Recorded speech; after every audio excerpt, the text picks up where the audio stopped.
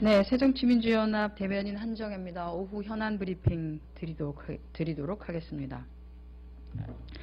새누리당의 중진 의원들께서 박근혜 대통령에게 대선 공약이었던 무상보육 그리고 기초노령연금 등의 대폭 축소를 촉구하고 나섰다니 참으로 무책임하다고 할 수 있습니다. 아무리 비일공짜 공약이라는 말이 있다지만 국민과의 약속입니다. 국민과의 약속을 손바닥 뒤집듯이 뒤집으라는 말을 또한 천연덕스럽게 할 수 있는 그 뻔뻔함이 놀랍기도 합니다. 재벌과 부자들이 세금을 깎아주는 일에는 온 열정을 다 바치고 계시니 그 열정의 반의 반이라도 노동자와 서민 그리고 중산층을 위한 고민의 시간을 가져주시기를 바랍니다.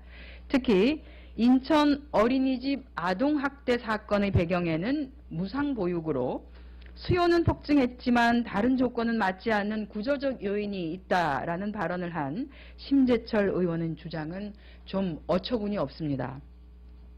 지난 대선 당시 정부가 아이들 보육을 책임지겠다고 약속해놓고 어린이집 아동학대 사건의 책임을 무상보육에 돌리는 파렴치함의 경악을 금할 수 없습니다.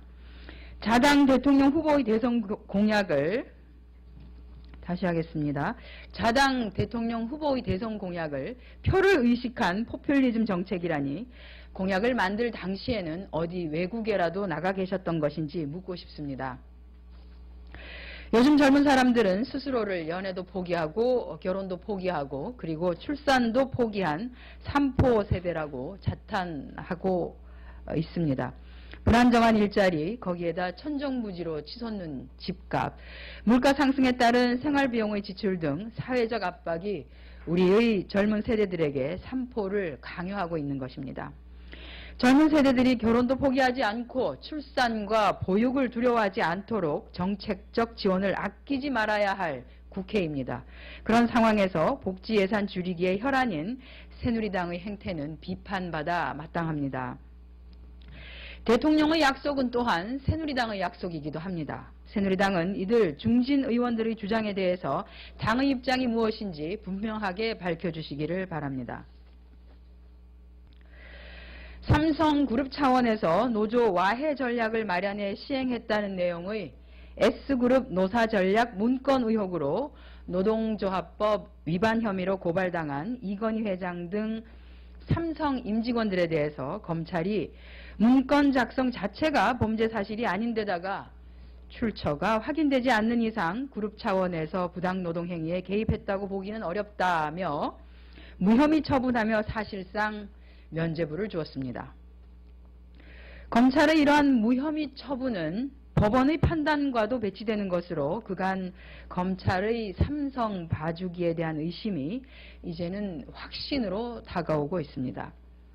실제 서울행정법원은 지난해 1월 조아묵의 삼성 일반노조 부위원장이 낸 부당해고 재심판정 취소소송에서 원고 승소 판결을 하면서 이렇게 얘기했습니다.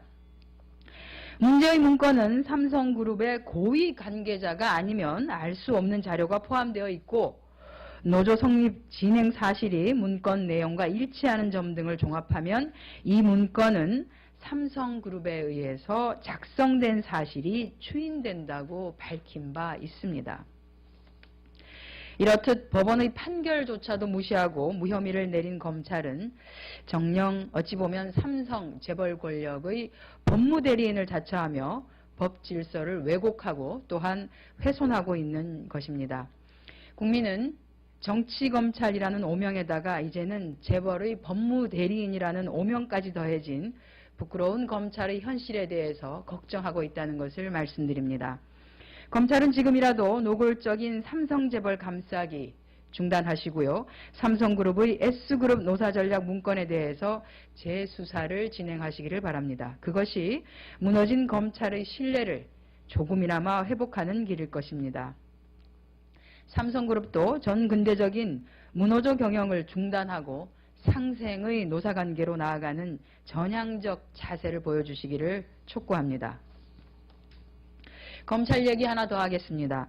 대기업으로부터 로비를 받은 의혹과 관련해서 정옥근 전 해군 참모총장의 장남 그리고 윤현 전 해군 작전사령관이 오늘 체포됐습니다. 정 전 총장이 현직에 있었던 2008년 해군이 개최한 국제 관함식 행사의 부대 형사였던 요트 대회의 광고비를 명목으로 STX 측으로부터 금품을 받은 혐의라고 합니다. 그해 12월에 STX 엔진은 735억 원에 달하는 해군 고속함 디젤 엔진 사업 등을 수주했습니다. 그러나 검찰 수사에 마냥 박수를 보낼 수만은 없는 것은 검찰이 이미 4년 전이죠. 2011년에도 정 씨 부자를 똑같은 혐의로 수사했기 때문입니다.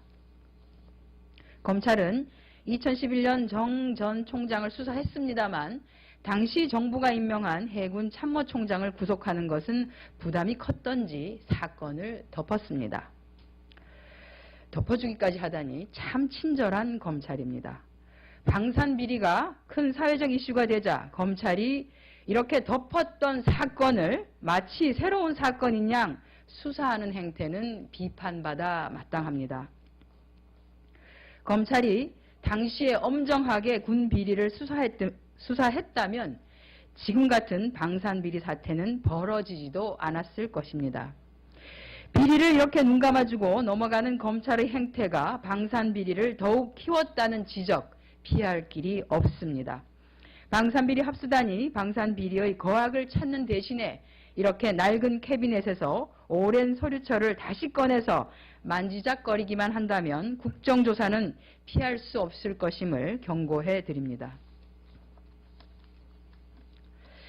네, 잇따른 안전사고로 인해서 제2 롯데월드 안에 입점한 상가들의 피해가 심각하다고 합니다.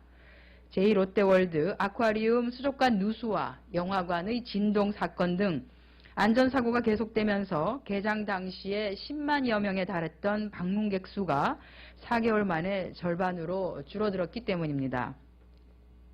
대형 매장은 그나마 계약 조건이 좀 나은 편이라 지속적인 항의 끝에 비싼 임대료를 일부 감면받았습니다만 중소형 매장은 감면 기능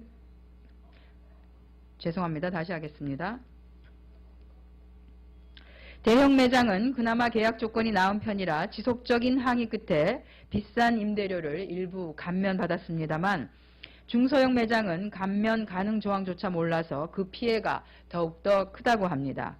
상황이 이러함에도 피해 대책 마련에 앞장서야 할 롯데는 남일인 듯 뒷짐지고 무책임한 모습을 보이고 있다고 합니다.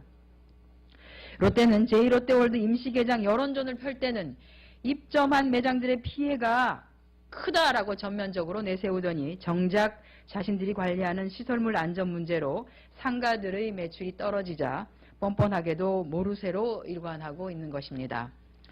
롯데는 이렇듯 무책임한 갑질 행태를 멈추고 상가 피해 대책 마련에 적극적으로 나서야 할 것입니다. 롯데만 살고 입점 상가는 죽는 것이 아닌 롯데도 살고 입점 상가도 사는 공생방안, 상생방안을 찾아야 할 것입니다. 새정치민주연합은 어떠한 갑의 횡포도 좌시하지 않을 것이며 억울한 처지로 고통받는 을의 눈물을 닦아주는 야당이 될 것이라는 것을 약속드립니다. 네, 마지막입니다. 언론 보도에 따르면 청와대 공직기강 비서관에 또 현직 검사인 유일준 평택지청장이 발탁됐다고 합니다. 박근혜 대통령은 대선 당시에 현직 검사의 파견을 제한하겠다고 국민께 분명하게 약속한 바 있습니다.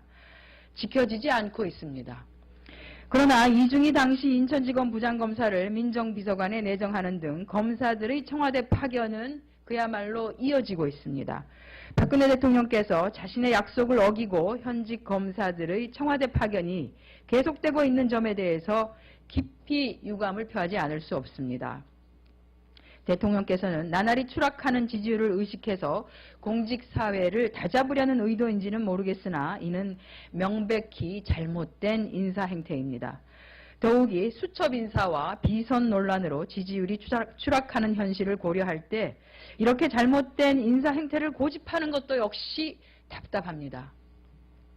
공석이 되어 있는 민정비서관직에도 현직 검사 출신이 또다시 발탁될 것이라는 설도 있다는데 대통령의 이렇듯이 고집인사가 잘못된 고집인사가 계속된다면 그만큼 국민은 현 정부로부터 등을 돌릴 것이라는 것을 알아야 할 것입니다. 네, 이상 오후 현안브리핑 마치겠습니다.